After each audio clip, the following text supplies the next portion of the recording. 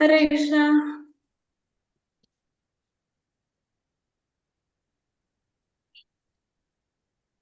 हरे कृष्णा माता जी। हरे कृष्ण माता जी। हरे कृष्णा। ओम नमो भगवते वासुदेवाय। ओम नमो भगवते वासुदेवाय। ओम नमो भगवते वासुदेवाय। ओम अज्ञानतिमिरान्धस्य ज्ञानाञ्जनाशलाकया चक्षुरुन्मीलितं येन तस्मै श्रीगुरवे नमः। नमो विष्णुपादाय भक्तिवेदान्त नामिने नमस्ते सारस्वते देवे गौरवाणी प्रचारिणे निर्विशेष शून्यवादी पाश्चात्य देशधारिणे। जय श्री कृष्ण चैतन्य प्रभु नित्यानंद श्री अद्वैत गदाधर श्रीवासादि गौर भक्त वृंद।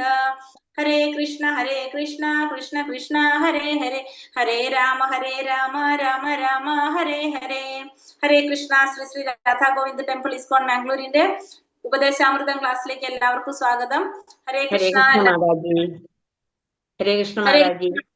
പ്രണാമം എല്ലാവർക്കും. അപ്പൊ നമ്മൾ ഇന്ന് ഉപദേശാമൃതത്തിലെ ഒന്നാമത്തെ ഉപദേശാമൃതം തുടങ്ങാണ്. ഒന്നാമത്തെ ഉപദേശം തുടങ്ങാണ്.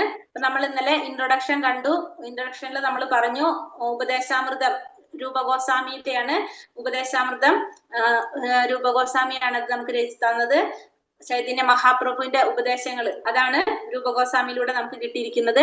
നമ്മൾ പറഞ്ഞു 11 ഉപദേശങ്ങളാണ് ഉപദേശാമൃതത്തിലുള്ളത്. അത് ശരിക്കും പറഞ്ഞു കഴിഞ്ഞാല് 11 കത്തുകൾ, ജീവഗോസ്വാമിക്ക് അയച്ച 11 കത്തുകളിലാണ് ഉപദേശാമൃതമായിട്ട് നമുക്ക് തന്നിരിക്കുന്നെന്ന് പറഞ്ഞു. പിന്നെ രൂപഗോസ്വാമി എന്ന് പറയുന്നത് ഷഡ്ഗോസ്വാമിമാരിൽ ഒരാളെന്ന് നമുക്ക് പറഞ്ഞു. ഷഡ്ഗോസ്വാമിമാർ ആരൊക്കെയാണ്? രൂപഗോസ്വാമി, സനാതന ഗോസ്വാമി, ജീവഗോസ്വാമി, രഘുനാഥ ഭട്ട ഗോസ്വാമി, ഗോപാല ഭട്ട ഗോസ്വാമി. ഇതൊക്കെയാണ് ഗോസ്വാമിമാരെന്ന് പറഞ്ഞു നമ്മള്. പിന്നെ വന്നിട്ട് ഗോസ്വാമി എന്ന് പറഞ്ഞാല് വേദപണ്ഡിതന്മാർ എന്നാണോ അതോ പശുക്കളെ പാലിക്കുന്നത്? ഇന്ദ്രിയങ്ങളെ നിയന്ത്രിക്കുന്നവര്. അത് 3 ഓപ്ഷൻസ് ആണ് തന്നിരിക്കുന്നത്. അതുകൊണ്ടാ ചോദിച്ചത്.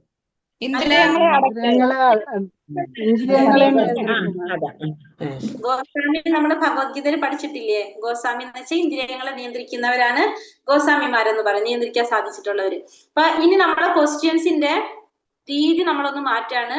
നിങ്ങൾക്ക് ഫിൽ ഇൻ ദ ബ്ലാങ്ക്സ് ഇപ്പൊ ഇത്രയും നാള് മെൻഡർമാർ അയച്ചു തരുന്നുണ്ടായിരുന്നല്ലോ. ഇനി അവരയച്ചു തന്നാലും ആൻസർ അവർക്ക് നിങ്ങൾക്ക് ആൻസർ തിരുത്തി തരില്ല. നമ്മുടെ ക്ലാസ്സിലായിരിക്കും പറയുണ്ടാവും കേട്ടോ. ഓരോരുത്തരെ പേരെടുത്ത് വിളിച്ച് ചോദിക്കും ഓരോന്നിന്റെ ആൻസർ കേട്ടോ. നിങ്ങൾ ആൻസർ കണ്ടുപിടിച്ച് വെക്കുക. വീഡിയോ ഓൺ ആക്കിയിരിക്കുന്നവരെ വിളിക്കുള്ളൂ. ഇനി ഇത് കാരണം കൊണ്ട് നാളെ തൊട്ട് വീഡിയോ ഓൺ ആക്കണ്ടെന്ന് വിചാരിക്കേണ്ടാരും. അപ്പൊ നമ്മള് ക്ലാസ്സില് വിളിക്കുള്ളൂ, വീഡിയോ ഓൺ ആക്കിയാലേ ചോദിക്കുള്ളൂ. നിങ്ങൾ അതിന്റെ ബാക്കിൽ ഉണ്ടോന്ന് നമുക്ക് അറിയില്ലല്ലോ. ക്ലാസ്സിൽ കയറി ഇരിക്കുന്നുണ്ട്, പക്ഷെ അവിടെ ആളുണ്ടോന്ന് അറിയില്ലല്ലോ. നമ്മുടെ സമയം പോകില്ലേ. അപ്പൊ അത് കാരണം കൊണ്ട് വീഡിയോ ഓൺ ആക്കിയിരിക്കുന്നവരെ വിളിക്കും. അപ്പൊ നമ്മളെ ക്വസ്റ്റ്യൻസ് ഇനി ഇവിടെ ആയിരിക്കും നമ്മള് ചോദിക്കുന്നുണ്ടാവുക.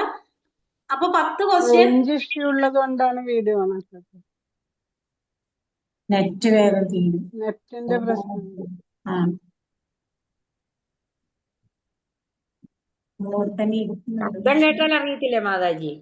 ശബ്ദം കേട്ട് കേൾക്കത്തില്ലല്ലോ. മാതാജി കേൾക്കുന്നില്ല. ഒരു മിനിറ്റ്.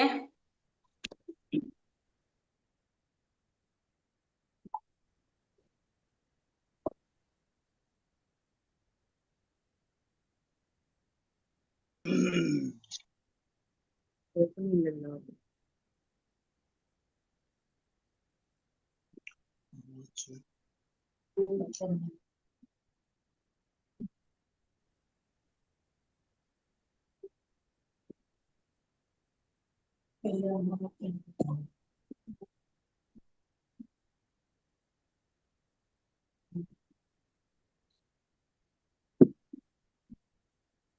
ഹലോ മാതാജി. ഹരേ കൃഷ്ണ. ഹരേ കൃഷ്ണ മാതാജി. എനിക്ക് ഇതുവരെയുള്ള ക്ലാസ്സിലൊന്നും കയറാൻ പറ്റിയില്ല. അപ്പൊ ഇത് എന്താ, എനിക്ക് എങ്ങനെയാ ക്ലാസ് എന്നൊന്നും അറിയാൻ കഴിഞ്ഞില്ല. പിന്നെ ഭയങ്കര കാറ്റും മഴയും, അങ്ങനെ നെറ്റ് ഇല്ലായിരുന്നു ഇവിടെ, ഭയങ്കര ഇതായിരുന്നു. അപ്പൊ ഞാൻ എന്താ ചെയ്യണ്ടെന്ന് എനിക്കറിയില്ല. എന്താ പുതിയ ക്ലാസ്സിൽ ചേരണ്ട? മാതാജി ഒരു കാര്യം ചെയ്യാവോ? ഒന്നില്ലെങ്കിൽ ആഞ്ചന മാതാജിയോ സുജിത മാതാജിയോ ഒന്ന് കോണ്ടാക്ട് ചെയ്യാവോ?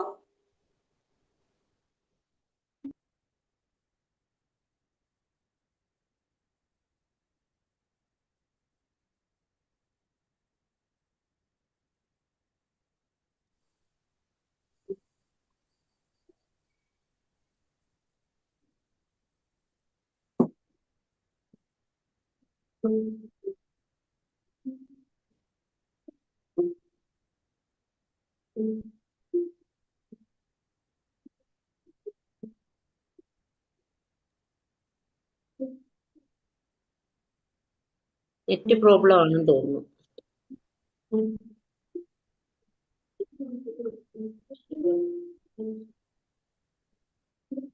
ഹരേ കൃഷ്ണ. അപ്പൊ നമ്മള് ക്വസ്റ്റ്യൻസ് എടുക്കായിരുന്നു, അതാണ് നോക്കിയത്. ഒന്നാമത്തെ ക്വസ്റ്റ്യൻ നിങ്ങളെ ഗ്രൂപ്പിൽ വന്നിട്ടില്ല അല്ലെ?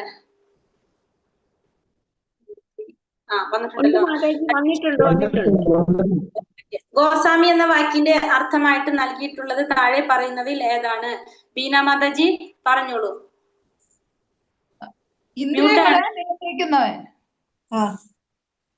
ചൈതന്യ മഹാപ്രഭുവിന്റെ ശിഷ്യരായിട്ടുള്ള ഷഡ്ഗോസ്വാമിമാരിൽ നേതാവായി കണക്കാക്കപ്പെടുന്നത് ആരെയാണ്? രൂപ ഗോസ്വാമി. ഞാൻ ചോദിക്കുന്നവര് പറയാവോ? മാതാജി ഞാനുണ്ട്. ഹരേ കൃഷ്ണ. പേര് വിളിച്ചാ മതി. ഹരേ കൃഷ്ണ. ഉപദേശാമൃതത്തിനാകെ എത്ര ഉപദേശങ്ങളാണുള്ളത്? സുപ്രിയ മാതാജി 11 മാതാജി. ഉപദേശങ്ങള്. നവാബ് ഹുസൈൻ ഷായുടെ മന്ത്രിസഭയിൽ സേവനമനുഷ്ഠിക്കുമ്പോൾ രൂപ ഗോസ്വാമിയുടെ മുസ്ലിം പേര് എന്തായിരുന്നു? മാലതി മാതാജി.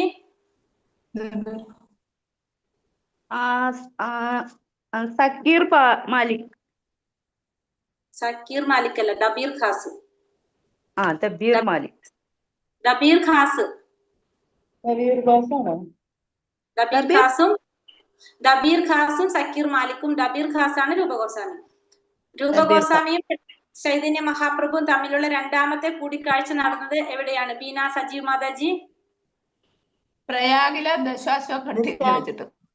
ദശാശ്വമേധ ഘട്ടില്.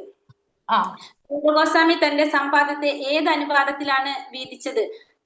മനോജ് പ്രഭു മ്യൂട്ടാണേ. മ്യൂട്ട് ഓൺ ആക്കിക്കോളൂ. വേഗം അഡ്മിറ്റ് ചെയ്തോളൂ. ചെയ്യണ്ടോ? ഇല്ലെങ്കിൽ അടുത്ത ആൾക്ക് പാസ് ചെയ്യട്ടെ. അൺമ്യൂട്ട് മാറ്റുണ്ടോ? മ്യൂട്ട് മാറ്റുണ്ടോ? നാരായണൻ പ്രഭു കേൾക്കുന്നേ? മ്യൂട്ടാണ്. നാരായണൻ പ്രഭു മ്യൂട്ടാണ്. ഓക്കെ പറഞ്ഞോളൂ. ഭക്തിയുടെ ഏത് ക്വസ്റ്റ്യൻ ആണ്? എത്രാമത്തെ ക്വസ്റ്റ്യൻ ആണ്? ക്വസ്റ്റ്യൻ നോക്കിയിരിക്കല്ല, അവരുടെ എന്റെ പിന്നാലെ തന്നെ പോവാ. 6ാമത്തെ. രൂപ ഗോസ്വാമി തന്റെ സമ്പാദ്യത്തെ ഏത് അനുപാതത്തിലാണ് വീതിച്ചത്? 50% ഭഗവാനും 25% ബന്ധുക്കൾക്കും 25% സ്വന്തം ആവശ്യങ്ങൾക്കും വേണ്ടിട്ട്. അടുത്തത്, ഭക്തിയുടെ തലങ്ങളിൽ ഏറ്റവും ഉയർന്ന സ്റ്റേജ് ആയി വിവരിക്കുന്നത് ഏതിനെയാണ്? സരസ്വതി മാതാജി. പ്രേമഭക്തി. ഭഗവാന്റെ നിത്യലീലയിൽ രൂപഗോസ്വാമി ഏത് രൂപത്തിലാണ് അറിയപ്പെടുന്നത്? ശ്രീകല മാതാജി. രൂപമഞ്ജരി.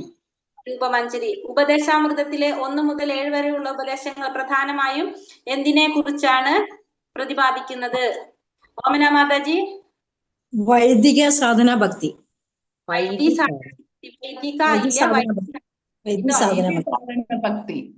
ഇസ്കോൺ പോലെയുള്ള വൈഷ്ണവ പ്രസ്ഥാനങ്ങൾ രൂപഗോസ്വാമിയെ പിന്തുടരുന്നതിനാൽ അവർ ഏത് പേരിൽ അറിയപ്പെടുന്നു? ഒരു മിനിറ്റ്, ഞാൻ നിഷാരാജി.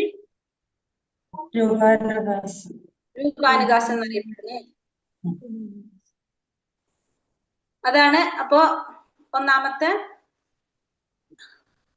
ഇൻട്രൊഡക്ഷൻ. 10 പേർക്ക് ആൻസർ പറയാൻ പറ്റുന്നുള്ളൂ. അത് മാത്രം വിഷമിക്കേണ്ട, എല്ലാവർക്കും കിട്ടും ഇതേപോലെ തന്നെ. 10 എണ്ണല്ല 20 ക്വസ്റ്റ്യൻ വരും ഡെയിലി. പഠിത്തം കൂടി ഇൻട്രൊഡക്ഷൻ മാധവി, അപ്പൊ ഇത് അവർക്ക് അയച്ചു കൊടുക്കണ്ടേ? പേഴ്സണലായിട്ട് അയച്ചു കൊടുക്കണ്ട ഇല്ല? ഇങ്ങനെ തന്നെ മതിയല്ലോ ഇല്ലേ? ഇങ്ങനെ മതി. എക്സാം വേറെ ഉണ്ടാവും. ഇനി അയച്ചു കൊടുത്തില്ലെങ്കിലും വിരോധമില്ല. നിങ്ങൾ പക്ഷെ ആൻസർ എഴുതി വെക്കണം, എന്നാലേ നിങ്ങൾക്ക് ഇവിടെ ചെക്ക് ചെയ്യാൻ പറ്റുള്ളൂ. ശരി ശരി. ഇനി 20 ക്വസ്റ്റ്യൻസ് വേറെ ഉണ്ടല്ലോ. അത് ഇല്ല, അത് വേണ്ട. എങ്ങനെയുള്ളവർക്കാണ് ലോകം മുഴുവൻ ശിഷ്യന്മാരെ ഉണ്ടാക്കാൻ അർഹതയുള്ളത്? വിനയവും ഹരേ കൃഷ്ണ, അത് വേണ്ട, നിങ്ങൾക്ക് വേറെ ക്വസ്റ്റ്യൻ തരും കേട്ടോ. അതിന് ഞാൻ ഡിലീറ്റ് ചെയ്തു. ഇപ്പൊ നമ്മള് ഒന്നാമത്തെ ഉപദേശം നമ്മൾ തുടങ്ങാണ്. ഒന്നാമത്തെ ശ്ലോകം തുടങ്ങാണ്. ഒന്നാമത്തെ ശ്ലോകത്തില് രൂപഗോസ്വാമി പറയുന്നത് ഒരു ഗുരുവിന് വേണ്ട യോഗ്യതകൾ എങ്ങനെയുള്ളവർക്കാണ് നമുക്ക് എന്ത് സാധിക്കുക, നമുക്ക് ഒരു ഗുരുവിന് ശിഷ്യന്മാരെ സ്വീകരിക്കാൻ സാധിക്കുക എന്നുള്ളതാണ് ഒന്നാമത്തെ ഉപദേശത്തില് പറയുന്നത്. ശ്രീ ശ്രീ രാധാ ഗോവിന്ദ് കി ജയ്, ശില പ്രഭുപാദ് കി ജയ്. ശ്ലോകം 1, ഒന്നാമത്തെ ശ്ലോകം. ഓം നമോ ഭഗവതേ വാസുദേവായ. വാചോ വേഗം മനസാ ക്രോധ വേഗം ജിഹ്വാ വേഗം ഉപസ്ഥോ വേഗം ഏതാൻ വേഗാൻ യോ വിഷഹേത ധീരഃ സർവാമപി മാം പൃഥിവീം സശിഷ്യാത്. വാചോ വേഗം മനസാ ക്രോധ വേഗം ജിഹ്വാ വേഗം ഉദരാ ഉപസ്ഥ വേഗം ഏതാൻ വേഗാൻ യോ വിഷഹേത ധീരഃ സർവാമപി പൃഥിവീം സശിഷ്യാത്. ഇവിടെ പറയുന്നത് വാചോ വേഗം. അപ്പൊ നമ്മള് ഫസ്റ്റത്തെ ഉപദേശം തുടങ്ങാണ് ഇവിടെ. ഒന്നാമത്തെ ഉപദേശത്തിൽ എന്ന് പറയുന്നത് വാചോ വേഗം.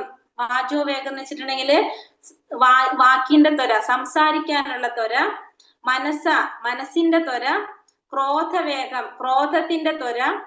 ജിഹ്വാ വേഗം, ജിഹ്വയുടെ ത്വര. ഉദര ഉപസ്ഥ വേഗം, ഉദരത്തിന്റെ ത്വര, വയറിന്റെ ത്വര. ഉപസ്ഥം, ഉപസ്ഥം എന്ന് വെച്ചാല് ജനനേന്ദ്രിയം, ജനനേന്ദ്രിയങ്ങളുടെ ത്വര.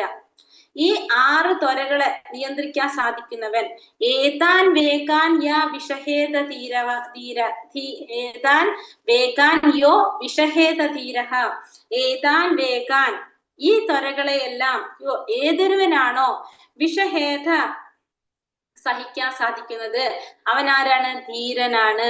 സർവാമപീമ പൃഥിവീം സശിഷ്യാത്.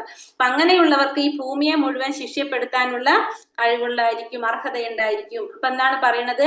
വാചോ വേഗം മനസാ ക്രോധ വേഗം ജിഹ്വാ വേഗം ഉദര ഉപസ്ഥ വേഗം ഏതാൻ വേഗാൻ യോ വിഷഹേത ധീരഃ സർവാമപീമ പൃഥിവീം സശിഷ്യാത്. അതായത് ഇപ്പൊ വാക്കിന്റെ ത്വര, മനസ്സിന്റെ ത്വര, ക്രോധത്തിന്റെ ത്വര. അപ്പൊ വാക്കിനെ നിയന്ത്രിക്കുക, സംസാരം നിയന്ത്രിക്കുക.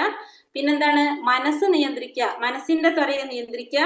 പിന്നെ ക്രോധത്തിന്റെ ത്വര, കോപത്തിനെ നിയന്ത്രിക്കുക. 3 കാര്യങ്ങൾ നിയന്ത്രിക്കാൻ പറഞ്ഞു ഫസ്റ്റത്തെ ലൈനില്. വാക്ക്, മനസ്സ്, ക്രോധം. വാക്കിന്റെ ത്വര, മനസ്സിന്റെ ത്വര, ക്രോധത്തിന്റെ ത്വര. പിന്നെ ജിഹ്വ, ജിഹ്വയുടെ ത്വര. ജിഹ്വ എന്ന് വെച്ചാ നാവ്, നാവിന്റെ ത്വര. ഉദരം, ഉദരത്തിന്റെ ത്വര. പിന്നെന്താണ്? ഉപസ്ഥം, ഉപസ്ഥം എന്ന് വെച്ചാല് ജനനേന്ദ്രിയങ്ങള്. ഇത്രയും കാര്യങ്ങളുടെ ത്വരകളെ നിയന്ത്രിക്കാൻ സാധിക്കുന്നവൻ ധീരനാണ്. അവൻ എന്ത് സാധിക്കും? ഈ ഭൂമിയെ മുഴുവൻ ശിഷ്യപ്പെടുത്താനുള്ള യോഗ്യതയുണ്ടായിരിക്കും. ഇപ്പൊ വാചോ വേഗം മനസാ ക്രോധ വേഗം ജിഹ്വാ വേഗം ഉദര ഉപസ്ഥ വേഗം ഏതാൻ വേഗാൻ യോ വിഷഹേത ധീരഃ സർവാമപീമ പൃഥിവീം സശിഷ്യാത്. അപ്പൊ വാക്കിന്റെ ത്വര, മനസ്സിന്റെ ത്വര, വാചോ വേഗം വാക്കിന്റെ ത്വര, മനസ്സിന്റെ ത്വര, ക്രോധത്തിന്റെ ത്വര, ജിഹ്വയുടെ ത്വര, ഉദരത്തിന്റെ ത്വര, ഉപസ്ഥത്തിന്റെ ത്വര. ഈ 6 കാര്യങ്ങളുടെ ത്വരകളെ നിയന്ത്രിക്കാൻ സാധിക്കുന്നവൻ ധീരനാണ്. അപ്പൊ അവന് എന്ത് സാധിക്കും? ഈ ഭൂമിയെ മുഴുവൻ ശിഷ്യപ്പെടുത്താനുള്ള യോഗ്യതയുള്ളവനായിരിക്കും എന്നാണ് എന്ത് പറയണത്? ഒന്നാമത്തെ ഉപദേശത്തിൽ പറയണം. അപ്പൊ നമ്മൾ പഠിച്ചു, നമ്മൾ എന്താ പഠിച്ചത്? ഇപ്പൊ ഭഗവത്ഗീതയിലൂടെ നമുക്ക് മനസ്സിലായിട്ടുള്ളത് ഒരു ഗുരുവിലൂടെ മാത്രമേ ഭഗവാൻ അറിയാൻ സാധിക്കുള്ളൂ. ഗുരു ഇല്ലാതെ നമുക്ക് എന്ത് സാധിക്കില്ല? ഭഗവാനെ കുറിച്ച് അറിയാനായിട്ട് സാധിക്കില്ല. അപ്പൊ നമുക്ക് എന്ത് മനസ്സിലായി? നമുക്ക് ഭക്തിയിൽ മുന്നേറണമെങ്കിൽ നമുക്കൊരു ഗുരു ആവശ്യമാണ്. ഗുരുവാണ് നമ്മുടെ വാതില്. ഈ വാതില് തുറന്നാലേ നമുക്ക് ഉള്ളിലേക്ക് കടക്കാൻ സാധിക്കുള്ളൂ. അപ്പൊ ഗുരു ഇല്ലാതെ നമുക്ക് എന്ത് സാധിക്കില്ല? ഭക്തിയിലേക്ക് മുന്നേറാൻ, ഭഗവാനെ അറിയാൻ നമുക്ക് സാധിക്കില്ല. അപ്പൊ ഭഗവാനുമായിട്ട് ബന്ധം വേണമെങ്കിൽ നമുക്ക് ആര് വേണം? ഗുരു വേണം. ഗുരുവാണ് നമ്മളെ കണക്ട് ചെയ്യുന്നത്. അപ്പൊ ആദ്യം നമുക്ക് അറിയേണ്ടത് എന്താണ്? ആരാണ് ഗുരു? എങ്ങനെയുള്ള ആളാണ് ഗുരു എന്നുള്ളത് നമുക്ക് മനസ്സിലാവണം. അപ്പൊ അതാണ് രൂപഗോസ്വാമി ആദ്യം പറഞ്ഞു തരുന്നത്. അപ്പൊ നമുക്കറിയാം, ഇപ്പൊ നമ്മുടെ ചുറ്റുപാട് പല ആളുകളുണ്ടാവും. ഗുരുവിന്റെ രൂപത്തില് ഗുരുവിനെ പോലെ ആയിരിക്കാം. പക്ഷെ ഈ പറഞ്ഞ കാര്യങ്ങളൊന്നും ആരിൽ ഉണ്ടാവണമെന്നില്ല, ആ ഗുരുവിൽ ഉണ്ടാവണമെന്നില്ല, ഗുരു അന്ന് പറയുന്ന വ്യക്തിയിൽ ഉണ്ടാവണമെന്നില്ല. ഇങ്ങനെയുള്ള ഒരു വ്യക്തിയാണ് ആര്? ഗുരു. വാക്കിനെ നിയന്ത്രിക്കാൻ സാധിക്കണം, മനസ്സിനെ നിയന്ത്രിക്കാൻ സാധിക്കണം, ക്രോധത്തെ നിയന്ത്രിക്കാൻ സാധിക്കണം, അതായത് കോപത്തെ നിയന്ത്രിക്കാൻ സാധിക്കണം, നാവിനെ നിയന്ത്രിക്കാൻ സാധിക്കണം, ഉദരത്തിനെ നിയന്ത്രിക്കാൻ സാധിക്കണം, ഉപസ്ഥത്തിനെ ജനനേന്ദ്രിയങ്ങളെ നിയന്ത്രിക്കാൻ സാധിക്കണം. ഈ 6 കാര്യങ്ങൾ നിയന്ത്രിക്കാൻ സാധിക്കുന്നവൻ ധീരനാണ്. അവൻ ഈ ഭൂമിയെ മുഴുവൻ ശിക്ഷപ്പെടുത്താനുള്ള യോഗ്യത ഉണ്ടായിരിക്കും എന്നാണ് പറയുന്നത്. ആരാണോ ഇത്രയും കാര്യങ്ങൾ നിയന്ത്രിക്കാൻ സാധിക്കുന്നത്, ആ വ്യക്തിക്ക് ഈ ഭൂമിയെ മുഴുവൻ ശിക്ഷപ്പെടുത്താനുള്ള അർഹതയുണ്ടായിരിക്കും, അല്ലെങ്കിൽ യോഗ്യതയുണ്ടായിരിക്കും എന്നാണ് ഒന്നാമത്തെ ഉപദേശം പറയുന്നത്. എന്താണ്? വാക്ക്, മനസ്സ്, ക്രോധം, ജിഹ്വ, ഉദരം, ഉപസ്ഥം. 6 കാര്യങ്ങൾ പറഞ്ഞു. വാക്ക്, മനസ്സ്, ക്രോധം, ജിഹ്വ, ഉദരം, ഉപസ്ഥം. ഈ 6 കാര്യങ്ങളുടെ ത്വരകളെ നിയന്ത്രിക്കാൻ സാധിക്കുന്നവൻ ധീരനാണ്. അവൻ ഈ ഭൂമിയെ മുഴുവൻ ശിക്ഷപ്പെടുത്താനുള്ള യോഗ്യതയുണ്ടായിരിക്കും. വാക്ക്, മനസ്സ്, ക്രോധം, ജിഹ്വ, ഉദരം, ഉപസ്ഥം. 6 കാര്യങ്ങള്: വാക്ക്, മനസ്സ്, ക്രോധം, ജിഹ്വ, ഉദരം, ഉപസ്ഥം. ഈ 6 കാര്യങ്ങളുടെ ത്വരകളെ നിയന്ത്രിക്കാൻ സാധിക്കുന്നവനാണ് ധീരനായിട്ടുള്ള വ്യക്തി. ആ വ്യക്തിക്ക് ഈ ഭൂമിയെ മുഴുവൻ ശിക്ഷപ്പെടുത്താനുള്ള യോഗ്യതയുണ്ടായിരിക്കും. സംസാരിക്കുന്ന ത്വരയെയും മനസ്സിന്റെ വിവിധ അഭിലാഷങ്ങളെയും കോപത്തിന്റെ പ്രവർത്തനങ്ങളെയും നാവിന്റെ ത്വരകളെയും ഉദരത്തിന്റെയും ഉൽപാദനത്തിന്റെയും ത്വരകളെയും സഹിക്കുന്നവൻ ധീരനാണ്. അവന് ലോകം മുഴുവൻ ശിഷ്യന്മാരുണ്ടാക്കുന്നതിനുള്ള അർഹതയുണ്ട് എന്നാണ് ഒന്നാമത്തെ ഉപദേശത്തിൽ പറയുന്നത്. മനസ്സിലായോ? മനസ്സിലായത്. ഇത് പഠിക്കാനുള്ളത് നമുക്ക് ഇതാണ്. ഇതില് കാണാതെ പഠിക്കാനുള്ളത്. ശ്ലോകം പഠിക്കണമെന്നില്ല, പക്ഷെ മീനിങ് നമ്മൾ പഠിച്ചിരിക്കണം, മനസ്സിലാക്കണം കേട്ടോ. ഒരാള് പറയാൻ പറ്റുമോ ഈ പറഞ്ഞ കാര്യങ്ങള്? ഒരാള്. ഹരേ കൃഷ്ണ. ആദ്യം സംസാരിക്കാനുള്ള വാസനയെയും മനസ്സിന്റെ ത്വര, കോപത്തിന്റെ ത്വരയും ജിഹ്വയുടെ ത്വര, കോപത്തിന്റെ ത്വരയും ത്വര, നാവിന്റെ ത്വരയും വയറിന്റെയും ജനനേന്ദ്രിയത്തിന്റെ ത്വരയും. ഈ ത്വരകളെ എല്ലാം യാതൊരുവനാണോ സഹിക്കുന്നത്, ആ ധീരൻ ഈ ഭൂമിയെ മുഴുവൻ ശിക്ഷപ്പെടുത്തുവാൻ കഴിവുള്ളവനായി തീരും. ഒരാളും കൂടി പറഞ്ഞേ.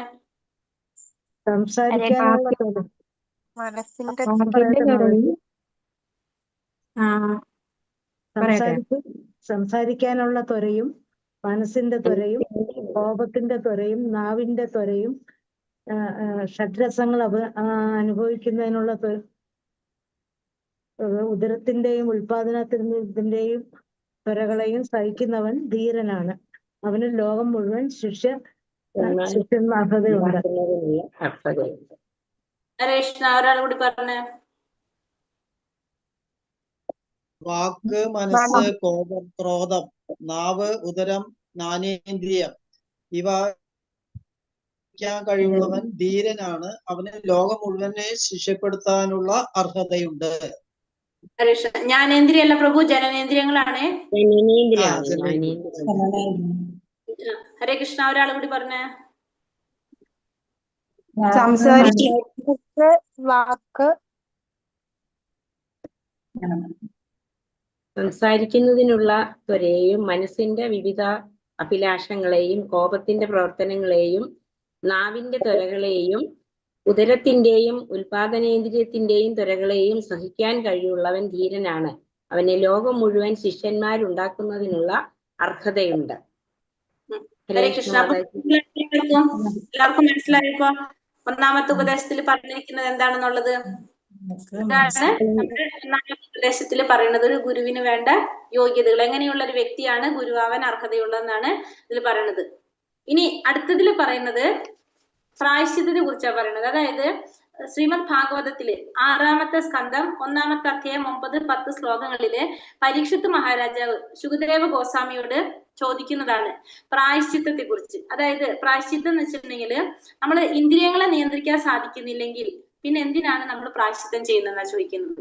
അപ്പോൾ ഇവിടെ പ്രായശ്ചിത്തം എന്നതുകൊണ്ട് ഉദ്ദേശിക്കുന്നത് നമ്മളൊരു തെറ്റ് ചെയ്തു കഴിഞ്ഞാൽ നമുക്ക് അതിനൊരു ശിക്ഷ, നമ്മൾ എന്തെങ്കിലും അനുഭവിച്ചു, അതിനുശേഷം, അതായത് നമുക്ക് എക്സാമ്പിൾ പറയാം, ഒരു കള്ളൻ കളവ് നടത്തും, കുറെ കളവൊക്കെ നടത്തുമ്പോൾ പിടിച്ച് പോലീസ് കൊണ്ടുപോയി ജയിലിലിടും, അല്ലെ? ജയിൽ ശിക്ഷ അനുഭവിക്കേണ്ടി വരും നമ്മൾ. ആ ജയിൽ ശിക്ഷ അനുഭവിച്ചിട്ട് ശിക്ഷ ഒരു 6 മാസമോ 1 വർഷമോ ഒക്കെ ജയിലിൽ ശിക്ഷ അനുഭവിച്ചു. അതിനുശേഷം പുറത്തു വന്നു ജയിലിൽ നിന്ന്. അത് കഴിഞ്ഞാൽ കള്ളൻ കളവ് ചെയ്യാതിരിക്കുവോ? ഇല്ല, വീണ്ടും കളവ് ചെയ്യും. വീണ്ടും കളവ് എന്ത് ചെയ്യും. ചെയ്യും? വീണ്ടും കളവ് ചെയ്യും. വീണ്ടും കളവ് ചെയ്യും. കൊടുക്കുന്നതുകൊണ്ട് വല്ല കാര്യമുണ്ടോ അവിടെ? ആ ശിക്ഷ കൊടുക്കുന്നതുകൊണ്ട് വല്ല കാര്യമുണ്ടോ അപ്പൊ അവിടെ? ഇല്ല. അപ്പൊ അതാണ് പ്രായശ്ചിത്തം എന്ന് പറഞ്ഞാൽ ഇവിടെ ഉദ്ദേശിക്കുന്നത്. ആ കൊടുക്കുന്ന, നമ്മൾ ആ ചെയ്യുന്ന പ്രവൃത്തിക്ക് നമ്മൾ കൊടുക്കുന്ന ഒരു നടപടി, ശിക്ഷ, പ്രായശ്ചിത്തം എന്നിവിടെ പരീക്ഷിത്ത് മഹാരാജാവ് പറയുന്നത് അതാണ്. അത് പരീക്ഷിത്ത് മഹാരാജാവ് എന്തിനോടാണ് ഉപമിക്കുന്നത് വെച്ചാല് ഗജത്തിന്റെ സ്നാനത്തോടാണ് അതിന് ഉപമിക്കുന്നത്. ഗജസ്നാനത്തോട്, ആനയുടെ കുളിയോടാണ് ഇതിന് ഉപമിക്കുന്നത്. അതായത് ആന പുഴയിൽ ഇറങ്ങിയിട്ട് നല്ല വൃത്തിയായിട്ട് കുളിക്കും, അതിനുശേഷം കരയിൽ കയറി വന്നിട്ട് എന്ത് ചെയ്യും? പുറത്ത് മണ്ണ് വാരി എറിയും. അതേപോലെയാണ് ഈ ചെയ്യുന്ന പ്രായശ്ചിത്തങ്ങള്. നമ്മള് ഇപ്പൊ ഒരു തെറ്റ് ചെയ്തു, അതിന്റെ ശിക്ഷ നമുക്ക് അനുഭവിച്ചു, അത് കഴിഞ്ഞ് പുറത്തിറങ്ങുമ്പോൾ നമ്മൾ വീണ്ടും എന്ത് ചെയ്യും? ആ തെറ്റ് തന്നെ ചെയ്യും. അത് ചെയ്തുകൊണ്ട് യാതൊരു പ്രയോജനം, എന്തെങ്കിലും പ്രയോജനം ഉണ്ടോ? അങ്ങനെ ചെയ്യുന്നത് കൊണ്ട് എന്തെങ്കിലും പ്രയോജനം ഉണ്ടോ എന്നാണ് പരീക്ഷിത്ത് മഹാരാജാവ് ശുകദേവ ഗോസ്വാമിയോട് ചോദിക്കുന്നത്. അതേപോലെ തന്നെ ഹരേ കൃഷ്ണ മഹാമന്ത്രം, ഹരേ കൃഷ്ണ മഹാമന്ത്രം ജപിക്കുമ്പോൾ നമുക്കറിയാം എന്താണ്, നമ്മുടെ പാപങ്ങളെ ഇല്ലാതാക്കാൻ, നശിപ്പിച്ച് കളയാനുള്ള ശക്തി എന്തിനുണ്ട്? മഹാമന്ത്ര ജപത്തിനുണ്ട്. അത് നമുക്ക് മനസ്സിലാക്കിക്കൊണ്ട് നമ്മൾ എന്ത് ചെയ്യും? നാമവും ജപിക്കും, ഇപ്പുറത്തെ സൈഡിൽ നമ്മൾ പാപവും ചെയ്യും. അതായത് ഒരു സൈഡിൽ നാമം ജപിച്ചുകൊണ്ടിരിക്കും, ഒരു സൈഡില് ഇപ്പൊ പാപകരമായിട്ടുള്ള അങ്ങനത്തെ പ്രവർത്തികളും ചെയ്തുകൊണ്ടിരിക്കും. അപ്പോ അതിന് പറയുന്നത് ഹരേ കൃഷ്ണ മഹാമന്ത്ര ജപത്തിന്റെ ബലത്തിന്മേൽ ചെയ്യുന്ന പാപപ്രവർത്തനങ്ങൾ എന്നാണ് അത് പറയുന്നത്. മഹാമന്ത്രത്തിന്റെ ബലത്തിൽ ചെയ്യുന്ന പാപപ്രവർത്തനങ്ങൾ.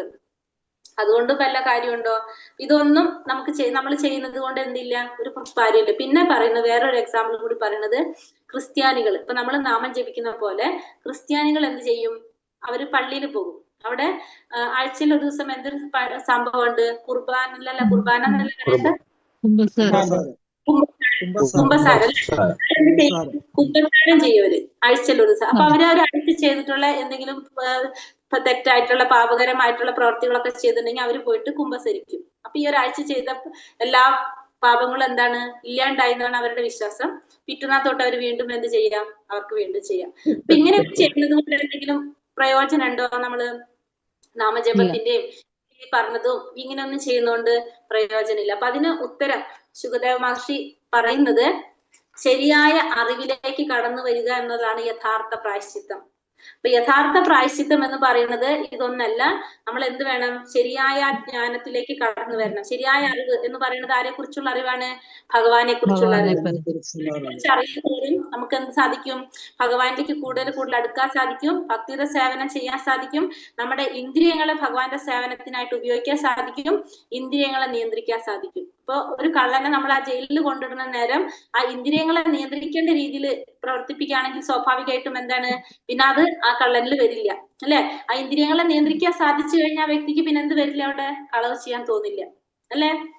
അപ്പൊ എന്താ ചെയ്യേണ്ടത്? നമ്മള് ശരിയായ അറിവിലേക്ക് തിരിച്ചുവിടുന്ന ശരിയായ പ്രായശ്ചിത്തം എന്ന് പറയുന്നത്. യഥാർത്ഥ പ്രായശ്ചിത്തം ശരിയായ അറിവിലേക്ക് കടന്നു വരിക എന്നുള്ളതാണ് പറയുന്നത്. അപ്പൊ നമ്മൾ എന്ത് ചെയ്യണം?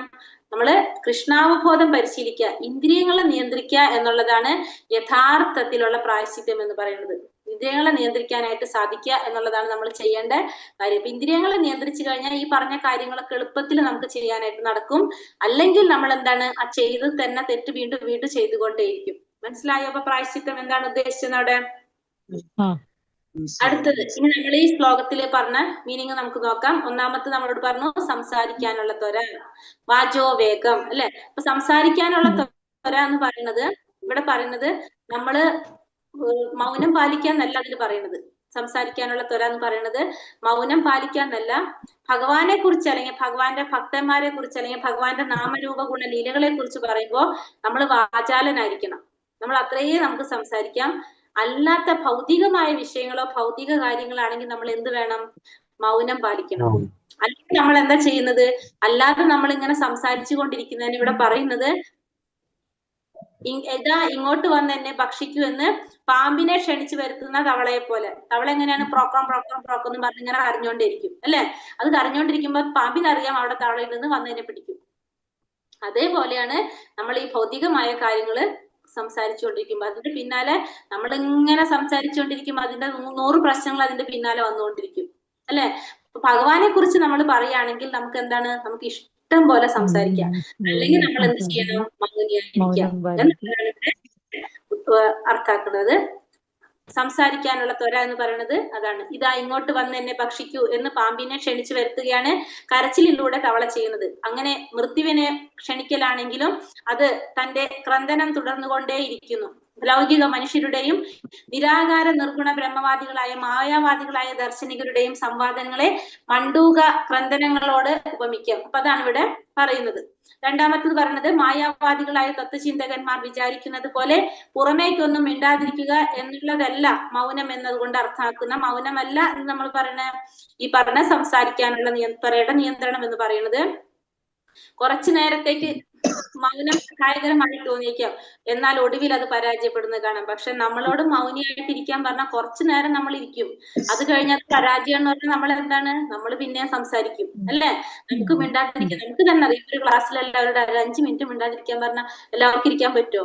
എന്തെങ്കിലും അപ്പോഴേക്ക് നമുക്ക് പറയാൻ പറ്റും. കാരണം വെച്ചാല് അതാണ് നമ്മുടെ പ്രത്യേകത. അപ്പൊ അത് നമുക്ക് പരാജയമാണ്. നമുക്കതില് സംസാരിക്കാതിരിക്കാൻ പറഞ്ഞു കഴിഞ്ഞാൽ ആർക്കും സാധിക്കില്ല. അപ്പൊ നമ്മൾ എന്താ ചെയ്യേണ്ടത്, ഭഗവാനെ കുറിച്ച് പറയാനായിട്ട്, ഭഗവാനെ കുറിച്ച് പറയുമ്പോൾ നമുക്ക് എന്താണ്, വാചാലനായിട്ട് സംസാരിച്ചുകൊണ്ടിരിക്കുക. അല്ലാത്ത സമയത്ത് നമ്മൾ മൗനം പാലിക്കാം.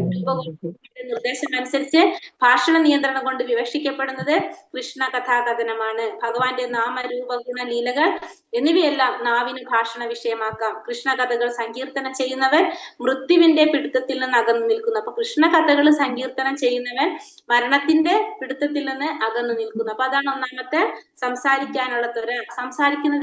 സംസാരിക്കുന്നതിനുള്ള ത്വര നിയന്ത്രിക്കണം എന്ന് പറഞ്ഞാല്, വാക്കിനെ നിയന്ത്രിക്കണം എന്ന് പറഞ്ഞാല് ഭൗതികമായിട്ട് ബന്ധപ്പെട്ട ലൗകികമായിട്ടുള്ള വിഷയങ്ങളുമായിട്ട് ബന്ധപ്പെട്ട കാര്യങ്ങൾ നമ്മൾ സംസാരിക്കാതെ ഭഗവാനുമായിട്ട് ബന്ധപ്പെട്ട് സംസാരിക്കുക എന്നുള്ളതാണ് ഉദ്ദേശിക്കുന്നത്. ഒന്നാമത്തെ. ഇനി രണ്ടാമത്തത് മനസ്സിന്റെ ത്വര.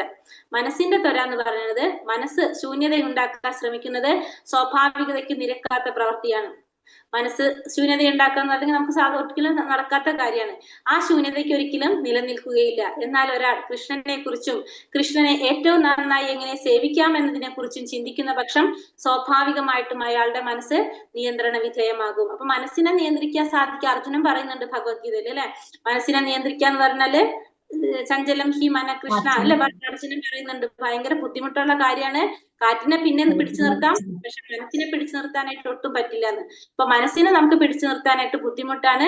പക്ഷെ എന്ത് സാധിക്കും, ഭഗവാനെ കുറിച്ച് ചിന്തിക്കാണ് എന്നാണെങ്കിൽ, ഭഗവാനെ കുറിച്ചോ ഭഗവാന്റെ നാമരൂപ ഗുണ ലീലകളെ കുറിച്ചാണ് നമ്മൾ ചിന്തിക്കുന്നതെങ്കിൽ സ്വാഭാവികമായിട്ട് നമുക്ക് സാധിക്കും, മനസ്സിനെ നിയന്ത്രിക്കാനായിട്ട് സാധിക്കും.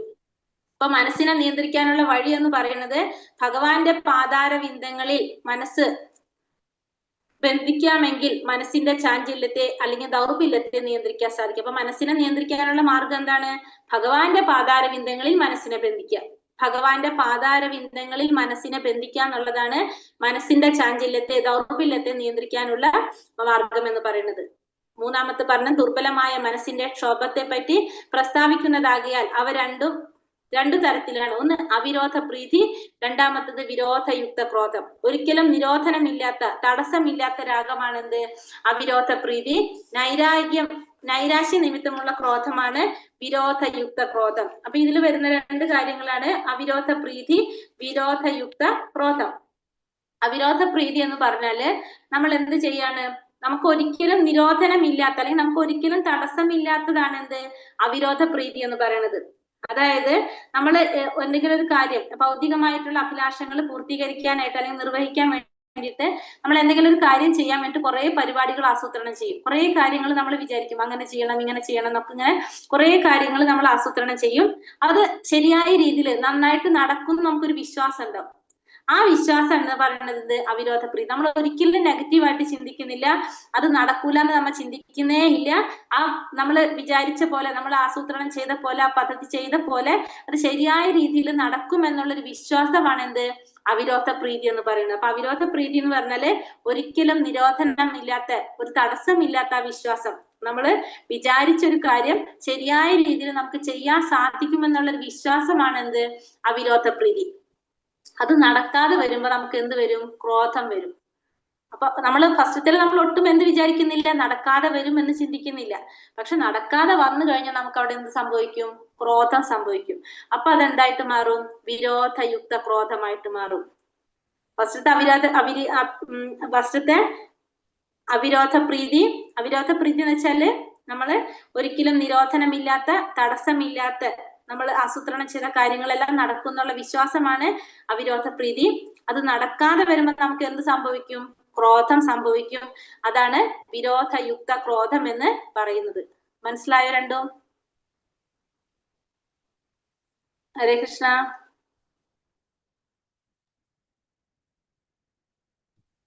എല്ലാവരും മനസ്സിലായി മാതാവേ. കേൾക്കുന്നുണ്ട്. മൂന്നാമത്തത് കോപം. മൂന്നാമത്തത് എന്താണ്?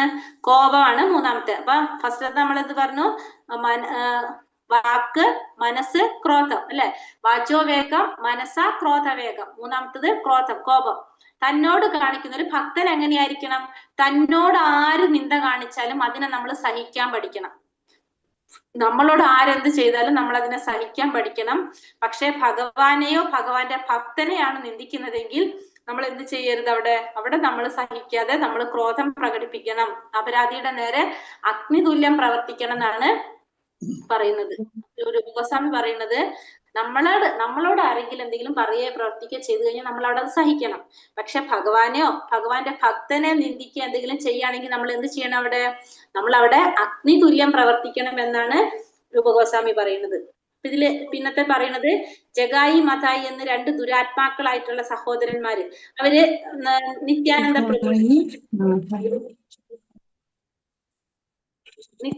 പ്രഭുവിനെ ഉപദ്രവിക്കാനായിട്ട്, പീഡിപ്പിക്കാനായിട്ട് ശ്രമിച്ചു. പീഡിപ്പിച്ചപ്പോ അത് കേട്ട മാത്രയില് ചൈതന്യ മഹാപ്രഭു ഓടി വന്ന് അവരുടെ നേരെ കോപം പ്രകടിപ്പിച്ചു. അപ്പോ ചൈതന്യ മഹാപ്രഭു കാരുണ്യാവതാരമാണ്. എന്നിട്ട് കൂടി നിത്യാനന്ദ പ്രഭു ഭഗവാന്റെ ഭക്തനാണ്. ആ ഭക്തനെ ഉപദ്രവിക്കുന്ന കേട്ടപ്പോ ഓടി വന്ന് കോപം പ്രകടിപ്പിച്ചു. അങ്ങനെയാണ് ആര് വേണ്ടത്? ഭക്തന്മാര് വേണ്ടെന്നാ പറയുന്നത്. അങ്ങനെ ഭക്തന്മാരുടെ നേരെ അല്ലെങ്കിൽ ഭഗവാനെ അല്ലെങ്കിൽ ഭഗവാന്റെ ഭക്തന്മാരെ നിന്ദിച്ചു കഴിഞ്ഞാൽ അവിടെ നമ്മൾ എന്ത് ചെയ്തിരിക്കണം? അഗ്നിക്ക് തുല്യം പ്രവർത്തിക്കണം എന്നാണ് പറയുന്നത്. പിന്നെ ഈ കോപത്തിനെ നമ്മൾ എന്താക്കി മാറ്റണം? ഭഗവത് സേവനമാക്കി മാറ്റാൻ നമുക്ക് സാധിക്കണം. അതിന് ഉദാഹരണം പറയുന്നത് ഹനുമാൻ സ്വാമിയും അർജുനനെയാണ്. ഹനുമാന്റെ ആ ദേഷ്യം എന്ത് ചെയ്തു? ലങ്ക ചുട്ടരിക്കാൻ വേണ്ടിയിട്ട് അഗ്നിക്ക് ഇറയാക്കിയത് ഹനുമാന്റെ ആ ദേഷ്യം. അപ്പൊ അതെന്താണ്? ഭഗവാന് ചെയ്തൊരു സേവനമായിട്ടാണ് മാറുന്നത്. ശ്രീരാമചന്ദ്ര സ്വാമിക്ക് ചെയ്യുന്ന ഒരു സേവനം. ഭഗവാന്റെ ശ്രീരാമചന്ദ്രന്റെ ഭക്തനാണ് ആര്? ഹനുമാൻ. അപ്പോ ശ്രീരാമചന്ദ്രന്റെ ഏറ്റവും വലിയ ഭക്തനായിട്ട് ആ ഭഗവാന് സേവനം ചെയ്യുകയാണെങ്കിൽ അദ്ദേഹത്തിന്റെ ക്രോധം അദ്ദേഹം ആ ശരിയായ രീതിയിൽ ഉപയോഗിച്ചു. എന്ത് ചെയ്തു? ആ ദേഷ്യത്തിന് ആ ലങ്കയിൽ മുഴുവനും ചാടി നടന്ന് അവിടെ മുഴുവൻ എന്താണ്? അഗ്നിക്കിരയാക്കാണ് ആര് ചെയ്യുന്നത്? ഹനുമാൻ സ്വാമി ചെയ്തത്. അപ്പൊ ദേഷ്യമാണ് ഏത് രീതിയിൽ മാറ്റിയെടുത്തത്? ഭഗവത് സേവനായിട്ട് മാറിയത്. അതേപോലെ തന്നെ അർജുനന്റെ യുദ്ധം ചെയ്യാനുള്ള അർജുനന്റെ തീരുമാനം, അർജുനന്റെ ആ ക്രോധത്തെ എന്താക്കി മാറ്റാണ്? അവിടെ ഉത്തേജിപ്പിച്ച് ആ ഭഗവത് സേവനമായിട്ട് മാറ്റി. അപ്പൊ അത് എന്തായിട്ട് മാറി? അവിടെ ഭഗവാനോടുള്ള സേവനമായിട്ട് മാറ്റി. അപ്പൊ അതാണ് മൂന്നാമത്തെ പറയുന്നത് ക്രോധം. ക്രോധത്തിൽ മെയിൻ പോയിന്റ്, നമ്മളെ ആരെങ്കിലും എന്തെങ്കിലും പറഞ്ഞാൽ നമ്മളത് സഹിക്കണം. ഭഗവാനെ അല്ലെങ്കിൽ ഭഗവാന്റെ ഭക്തന്മാരെയാണ് പറയുന്നെങ്കിൽ നമ്മുടെ അവിടെ പ്രതികരിക്കണം. നമ്മള് അഗ്നിക്ക് തുല്യം പ്രവർത്തിക്കണം എന്നാണ് പറയുന്നത്. അപ്പൊ ആദ്യത്തെ പിന്നെ നാവ്, ജിഹ്വാവേഗം. ജിഹ്വ എന്ന് പറയുമ്പോ നാവ് പലതരത്തിലുള്ള രുചികരമായ ഭക്ഷണങ്ങൾ ആഗ്രഹിക്കുന്നതാണ് എന്ത്? നമ്മുടെ നാവ്. ഷഡ്രസങ്ങൾ, 6 രസങ്ങൾ ഏതൊക്കെയാണ് വരുന്നത്? ഷഡ്രസം എന്ന് പറഞ്ഞാല് ഉപ്പ്, മധുരം, പുളി, കയ്പ്, ചവർപ്പ്, എരിവ് അല്ലെ? ഉപ്പ്, പുളിപ്പ്, മധുരം, എരിവ്, കയ്പ്, ചവർപ്പ്, ഇതൊക്കെയാണ് എന്ത് വരുന്നത്? ഷഡ്രസങ്ങൾ. ഇത്തരത്തിലുള്ള ഭക്ഷണ പദാർത്ഥങ്ങൾ ആഗ്രഹിക്കുന്ന, രുചികരമായിട്ടുള്ള ഭക്ഷണങ്ങൾ ആഗ്രഹിക്കുന്നതാണ് ആര്? നാവിന്. അപ്പൊ തനിക്ക് കൃഷ്ണപ്രസാദം നൽകുമ്പോൾ മാത്രമേ താൻ ഭക്ഷിക്കുന്നുള്ളൂ എന്നായിരിക്കണം ആരുടെ മനോഭാവം? ഇത്തരത്തിലുള്ളവരുടെ ഭക്തന്മാരുടെ മനോഭാവം. അങ്ങനെ നമുക്ക് എന്ത് സാധിക്കും? രസനയുടെ, നാവിന്റെ ത്വരകളെ നമുക്ക് നിയന്ത്രിക്കാൻ സാധിക്കും. പ്രസാദം മാത്രമേ നമ്മൾ ഭക്ഷിക്കുള്ളൂ എന്ന് വിചാരിച്ചാൽ നമ്മുടെ നാവിന്റെ ത്വരകളെ നമുക്ക് നിയന്ത്രിക്കാൻ സാധിക്കും. നിശ്ചിത കാലങ്ങളില് നമ്മൾ പ്രസാദം മാത്രം ഭക്ഷിക്കുന്നു. അപ്പൊ നമ്മൾ എന്ത് കഴിക്കില്ല? പുറത്തുനിന്നുള്ള ഭക്ഷണങ്ങളൊന്നും നമ്മൾ കഴിക്കില്ല. പ്രസാദം ഭക്ഷിക്കുമ്പോൾ അത്യന്തം രുചികരമായിട്ടുള്ള പദാർത്ഥങ്ങൾ ഒഴിവാക്കേണ്ടതാണെന്ന് ചൈതന്യ മഹാപ്രഭു പറയുന്നു. അതിന്റെ കാരണം എന്താണ്? നമുക്ക് കഴിക്കാൻ ഇഷ്ടമുള്ള സാധനം ഭഗവാന് സമർപ്പിച്ചിട്ട് നമ്മൾ കഴിക്കാന്ന് വിചാരിക്കും. അപ്പൊ ശരിക്കും അവിടെ ആരിഷ്ടം നടക്കുന്നത്? നമ്മുടെ ഇന്ദ്രിയ സന്തോഷത്തിനാണ് നമ്മൾ അത് ചെയ്യുന്നത്. അതുകൊണ്ടാണ് പറയുന്നത് രുചികരമായ പദാർത്ഥങ്ങൾ ഒഴിവാക്കേണ്ടതാണെന്ന് പറയുന്നത്. അപ്പോ നാവിന്റെ ത്വരയെ നിയന്ത്രിക്കണമെങ്കിൽ നമ്മൾ എന്ത് ചെയ്യണം? പ്രസാദം മാത്രം കഴിക്കുള്ളൂ എന്ന് മാത്രം നമ്മൾ ചിന്തിക്കുക. ആ ഒരു മനോഭാവത്തിലൂടെ നമുക്ക് എന്ത് സാധിക്കും? രസനയുടെ ത്വരകളെ നിയന്ത്രിക്കാനായിട്ട് സാധിക്കും. അടുത്തത് ഉദരത്തിന്റെ ത്വരകള്. ഉദരത്തിന്റെ ത്വര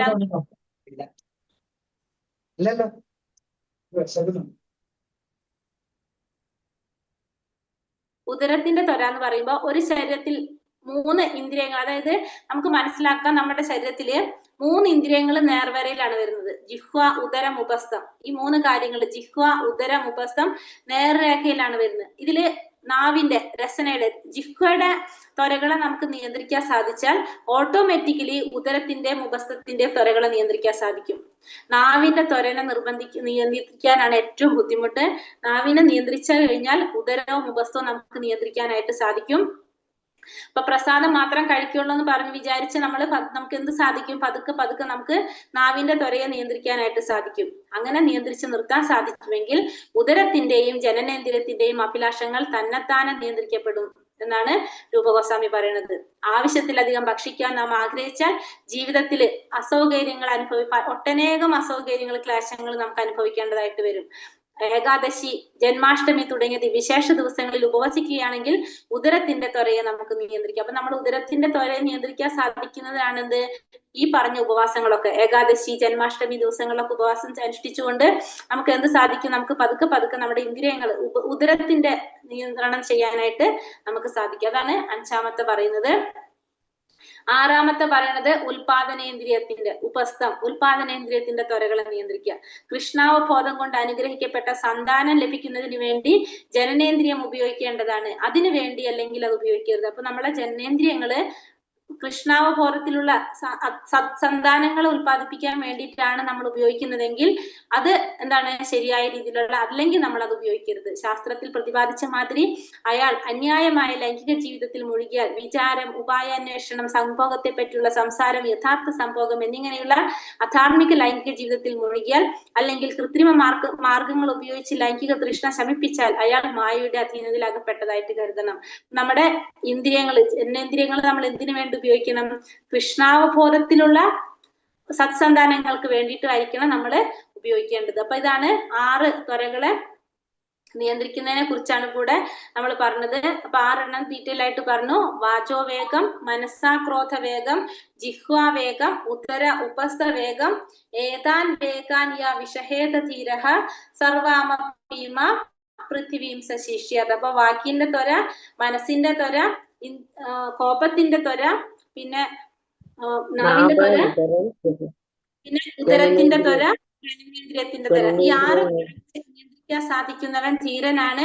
അവൻ ഈ ഭൂമിയെ മുഴുവൻ ശിഷ്യപ്പെടുത്താനുള്ള യോഗ്യതയുള്ളവനായിരിക്കും. അപ്പൊ വാക്കിന്റെ ത്വരയെ നിയന്ത്രിക്കുക എന്ന് പറഞ്ഞാല് നമ്മൾ എന്ത് വേണം? സംസാരത്തിന്റെ എന്ന് പറയുമ്പോൾ ഭഗവാനെ കുറിച്ച് പറയുമ്പോൾ നമ്മൾ വാചാലനായിരിക്കണം. ഭൗതികമായ കാര്യങ്ങളാവുമ്പോൾ നമ്മൾ എന്ത് ചെയ്യണം? മൗനം പാലിക്കുക. പിന്നെ വന്നിട്ട് മനസ്സിന്റെ ത്വര എന്ന് പറഞ്ഞാല് മനസ്സിനെ നിയന്ത്രിക്കാൻ സാധിക്കണം. എങ്ങനെയാണ്? ഭഗവാന്റെ പാതാരവിന്ദങ്ങളിൽ മനസ്സുറപ്പിച്ചു കഴിഞ്ഞാൽ നമുക്ക് എന്ത് സാധിക്കും?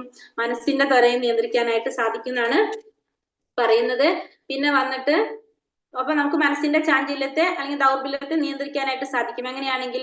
ഭഗവാന്റെ പാതാരവിന്ദങ്ങളില് മനസ്സിനെ ബന്ധിപ്പിക്കുകയാണെങ്കിൽ. പിന്നെ അത് കഴിഞ്ഞിട്ട് മനസ്സ്, പിന്നെ അത് കഴിഞ്ഞിട്ട് ക്രോധത്തെ നിയന്ത്രിക്കാൻ എങ്ങനെ പറഞ്ഞത്? നമ്മളെ കുറിച്ച് ആരെങ്കിലും എന്തെങ്കിലും പറഞ്ഞാൽ നമ്മൾ സഹിഷ്ണുതയുള്ളവരായിരിക്കണം. പക്ഷെ ഭഗവാനെയോ ഭഗവാന്റെ ഭക്തന്മാരെ ആരെങ്കിലും നിന്ദിച്ചു കഴിഞ്ഞാൽ നമ്മൾ അഗ്നിക്ക് തുല്യം പ്രവർത്തിക്കണം എന്നാണ് പറയുന്നത് അല്ലെ. അതില് ജഗായി മതായി എന്ന് പറഞ്ഞ 2 ദുരാത്മാക്കൾ അല്ലെങ്കിൽ ദുർനടത്തിപ്പുകാരായിട്ടുള്ളവര്, അവരെ ചൈതന്യ മഹാപ്രഭു എന്താണ്? അവരെ ശിക്ഷിക്കാനായിട്ട് പോയി. കാരണം എന്തുകൊണ്ടാണ്? ഭക്തനായിട്ടുള്ള നിത്യാനന്ദ പ്രഭുവിനെ ഉപദ്രവിച്ചപ്പോ. പിന്നെ ആ ക്രോധത്തെ ഭഗവത് സേവനത്തിനായിട്ട് നമുക്ക് ഉപയോഗിക്കാൻ സാധിക്കും. അതിനുപയോഗിച്ചത് ആരാണ്? ഹനുമാൻ സ്വാമിയും അർജുനനും. എന്ത് ചെയ്തു? ഹനുമാൻ സ്വാമി ആ ദേഷ്യം തീർക്കാനായിട്ട് ലങ്കയെ മുഴുവൻ ചുട്ടിരിക്കാനായിട്ട്, അപ്പൊ ഭഗവത് സേവനമായിട്ടും ചെയ്തു. അതുപോലെ തന്നെ അർജുനന്റെ കോപം ഭഗവത്സേവനമായിട്ട് മാറ്റി അങ്ങനെ ചെയ്യാനായിട്ട് സാധിച്ചത്. പിന്നെ അത് കഴിഞ്ഞിട്ട് നമ്മൾ അടുത്തത് ജിഹ്വ. ജിഹ്വയുടെ നിയന്ത്രണം നമുക്ക് എങ്ങനെ സാധിക്കും? പ്രസാദം മാത്രം ഭക്ഷിക്കുള്ളൂ എന്ന് തീരുമാനിച്ചാൽ നമുക്ക് ജിഹ്വയെ നിയന്ത്രിക്കാനായിട്ട് സാധിക്കും. ഈ 6 രസങ്ങളെ നമുക്ക് അപ്പൊ അതില് നിയന്ത്രണത്തിൽ കൊണ്ടുവരാനായിട്ട് സാധിക്കും. ജിഹ്വയെ നിയന്ത്രിക്കാൻ സാധിച്ചാൽ നമുക്ക് ഉദരവും ഉപസ്ഥവും നമുക്ക് നിയന്ത്രിക്കാം എന്ന് പറഞ്ഞു. തന്നെത്താനെ നിയന്ത്രിക്കപ്പെടുന്ന പറയുന്നത്. ഉദരത്തെ നിയന്ത്രിക്കാൻ നമ്മൾ എന്ത് ചെയ്യണം? ജന്മാഷ്ടമി നാളിലും അതുപോലെ തന്നെ ഏകാദശി വ്രതങ്ങളൊക്കെ എടുത്തുകൊണ്ട് നമുക്ക് ജിഹ്വയുടെ ഉദരത്തിന്റെ ത്വരയെ നിയന്ത്രിക്കാനായിട്ട് സാധിക്കും. പിന്നെ ജനനേന്ദ്രിയങ്ങളെ ത്വരയെ നിയന്ത്രിക്കാനായിട്ട് നമ്മൾ എന്ത് ചെയ്യണം? സന്താനങ്ങൾക്ക് വേണ്ടി മാത്രം നമ്മൾ ഉപയോഗിക്കുകയാണെങ്കിൽ നമുക്ക് അതിനെ നിയന്ത്രിക്കാൻ സാധിക്കും. ഇത്രയും കാര്യങ്ങളാണ് ഒന്നാമത്തെ